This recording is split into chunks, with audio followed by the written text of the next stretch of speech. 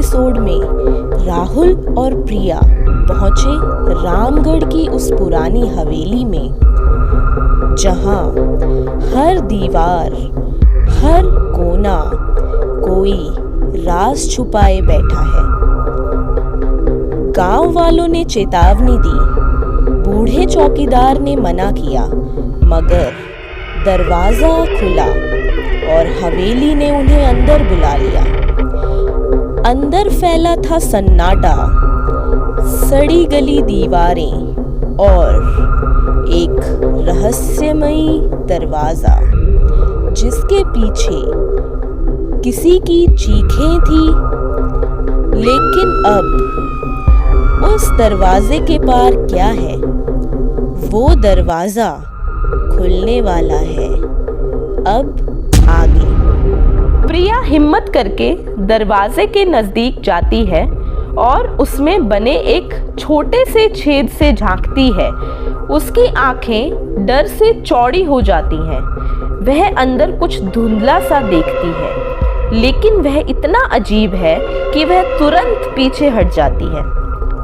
प्रिया अत्यंत डरी हुई है और पीछे हटती है और कहती है, नहीं नहीं राहुल, अंदर कुछ है। मैं कुछ साफ देख नहीं पा रही, लेकिन मुझे महसूस हो रहा है एक प्रेजेंस है वहाँ कोई है। अचानक छेद से एक ठंडी हवा का झोंका प्रिया के चेहरे पर लगता है और उसे एक पल के लिए एक धुंधली परछाई जैसी आकृति दिखती है। आकृति के पास से एक भयानक मीठी सी गंध और तेज हो जाती है। प्रिया पीछे हट जाती है, उसकी सांसें तेज हो जाती हैं, उसकी आंखों में आंसू आ जाते हैं। प्रिया कहती है, हमें यहाँ से जाना चाहिए अभी, यहाँ कुछ भयानक है, हमें नहीं रुकना चाहिए। राहुल भी बहुत बुरी तरह घबराया हुआ है, लेकिन वह प्रिया को शांत करने की कोशिश करता है। तभी उन्हें नीचे से फिर से कुछ गिरने की आवाज़ सुनाई देती है, जैसे कोई भारी चीज़ खींची जा रही हो और उसके साथ ज़मीन पर घसीटने की आवाज़ आती है। राहुल और प्रिया जल्दी से सीढ़ियों से नीचे उतरते हैं। उनकी गति में अब तेज़ी और घबराहट है। सीढ़ियाँ फिर से चरमराती हैं, इस बार और तेज़ी से। राहुल कहता है, चलो देखते हैं क्या है नीचे, हमें यहाँ से निकलने का रास्ता खोजना होगा। प्रिया कहती है, मुझे बस यहाँ से बाहर जाना है राहुल, अब और नहीं, ये मजाक नहीं है। एक धीमी डरावनी फुसफुसाहट जो अब उनके बहुत करीब लगती है। अब वे मुख्य हॉल में पहुंचते हैं। हॉल पहले से ज्यादा अस्त व्यस्त दिख रहा है। एक भारी लकड़ी की कुर्सी जो पहले एक कोने में थी, अब हॉल के बीचों बीच उल्टी पड़ी हुई है। कुछ पुरानी किताबें जमीन पर बिखरी हुई हैं। राहुल हकलाते हुए बोलता है, ये कैसे हुआ? हमने कुछ नहीं छुआ था। राहुल का कैमरा एक पुरानी धूल भरी मेज की ओर घूमता है। मेज पर एक खुली हुई बहुत पुरानी डायरी पड़ी है। डायरी के पन्ने पीले पड़ गए हैं और उन पर कुछ अजीब काले निशान बने हैं जो खून जैसे दिखते हैं। प्रिया डायरी की ओर इशारा करते हुए कहती है, राहुल देखो ये डायरी। राहुल डायरी को उठाता है, उसके हाथ कांप रहे हैं। वह पहला पन्ना पलटता है। हैंडराइटिंग पुरानी है और पढ़ने में मुश्किल हो रही है। जैसे जैसे वह पढ़ता है, उसका चेहरा और सफेद होता जाता है। राहुल धीमे स्वर में पढ़ते हुए, मेरी बेटी गायब हो गई। उस कमरे से आवाजें आती हैं, वो उसे बुलाती हैं। हर रात मैं पागल हो रहा हूँ। वो चीज़ वो मुझे देख रही है। उसे खाने के लिए वो वापस आएगी। डायरी का आखिरी पन्ना पूरी तरह से काले निशानों से भरा हुआ है और एक बड़ा गहरा लाल निशान है जो खून जैसा दिखता है। पन्ने के निचले हिस्से में एक अजीबोगरीब निशान बना हुआ है जिसे देखकर राहुल को बहुत अनकंफर्टेबल महसूस होता है। प्रिया के आंखों में डर नजर आ रहा है और वह बोलती है, ये क्या है राहुल, ये किसकी डायरी है? अचानक डायरी से एक बहुत धीमी लेकिन स्पष्ट फुसफुसाहट सुनाई देती है, जैसे कोई उसके पन्नों से ही बोल रहा हो। फुसफुसाहट में एक बच्चे की आवाज है जो राहुल का नाम पुकार रही है। बच्चे की फुसफुसाहट बहुत धीमी लेकिन स्पष्ट होती है। राहुल, मेरी माँ, मुझे ढूंढो। राहुल और प्रिया एक दूसरे को देखते हैं।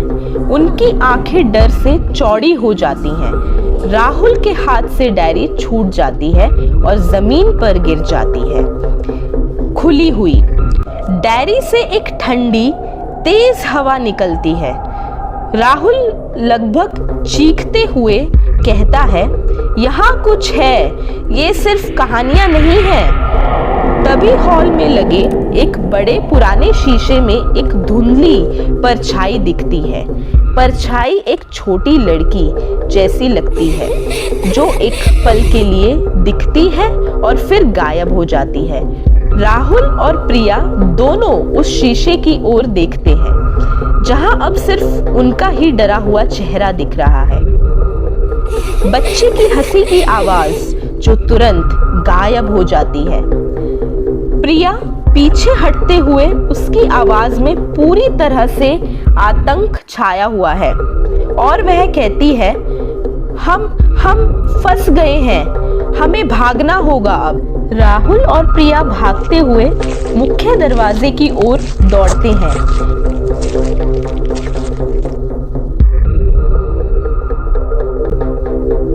उनकी सांसें तेज हो गई हैं और वे डरे हुए हैं।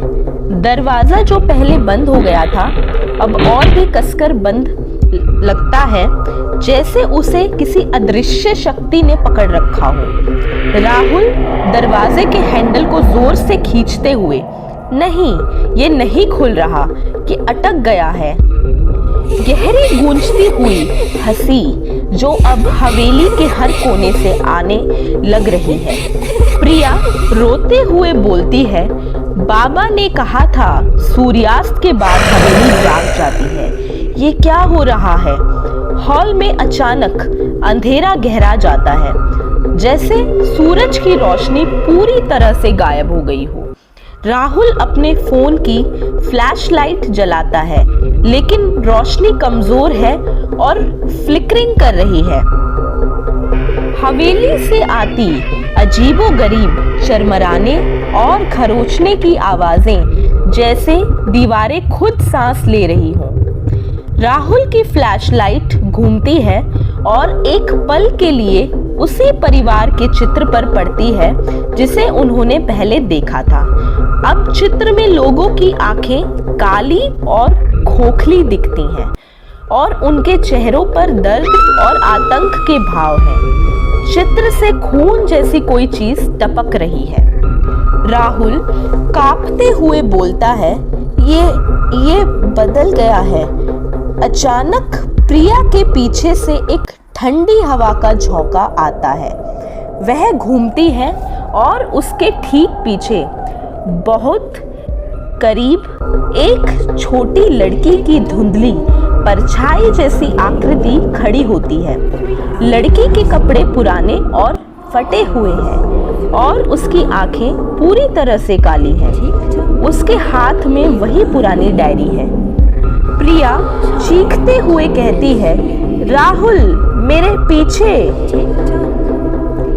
राहुल फ्लैशलाइट लड़की की ओर करता है। लड़की तेजी से पीछे हटती है, लेकिन उसकी आवाज गूंजती है।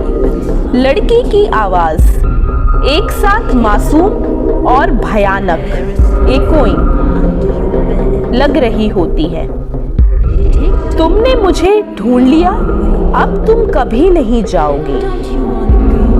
एक तेजी से बढ़ती हुई तेज धुन जो आतंक पैदा करती है। हवेली की दीवारों पर अचानक पुराने चित्र और निशान उभरने लगते हैं जो पहले नहीं थे। वे उन लोगों के चित्र लगते हैं जो हवेली में फंस गए थे। उनके चेहरे डर और निराशा से भरे हुए हैं। राहुल भागने की कोशिश करते हुए कहता है, हमें कोई और रास्ता ढूंढना होगा। वे एक गलियार में भागते हैं, लेकिन गलियारा अजीब तरह से घूमता हुआ लगता है, जैसे रास्ता खुद बदल रहा हो। पीछे से कदमों की हल्की आवाज सुनाई देती है, जैसे कोई उन्हें धीरे धीरे फॉलो कर रहा हो। धीमी फुसफुसाहट जो अब उनके कान के पास लगती है। राहुल और प्रिया एक बड़े खाली कमरे में पहुंचते हैं। कमरे के बीच में एक पुराना लकड़ी का झूला है जो धीरे धीरे अपने आप हिल रहा है। झूले से एक धीमी बच्चों की लोरी जैसी आवाज आ रही है जो भयानक लग रही है। प्रिया डर से कांपते हुए कहती है, ये किसका झूला है? अचानक झूले पर बैठी हुई लड़की की आकृति दिखाई देती है जो धीरे धीरे उनकी ओर घूमती है। उसके हाथ में डायरी खुली हुई है और वह उसे अपनी ओर बढ़ाती है। लड़की की आवाज शांत लेकिन बहुत भयानक लगती है। खेल का समय है, तुम मेरी माँ को ढूंढोगे या तुम भी मेरे साथ यहीं रहोगे? लड़की का चेहरा धीरे धीरे एक भयानक विकृत रूप में बदलने लगता है। उसकी आंखें पूरी तरह से काली हो जाती हैं और उसका मुंह एक विशाल अंधेरे गड्ढे में बदल जाता है। राहुल चीखते हुए, भागो प्रिया, भागो! राहुल और प्रिया कमरे से बाहर भागने की कोशिश करते हैं, लेकिन दरवाजे बंद हो जाते हैं। वे कमरे में फंस जाते हैं।